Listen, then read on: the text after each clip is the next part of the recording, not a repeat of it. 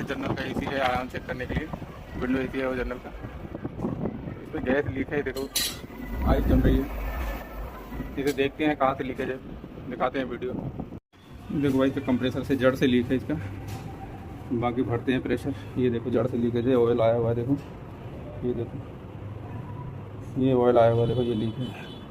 बाकी चेक करते हैं भाई। ये कंप्रेसर जड़ लीक है इसकी, ये देखो ये यहाँ से लीकेज है, एक लीकेज ये है, एक लीकेज यहाँ पे है, देखो बड़ी लीकेज है।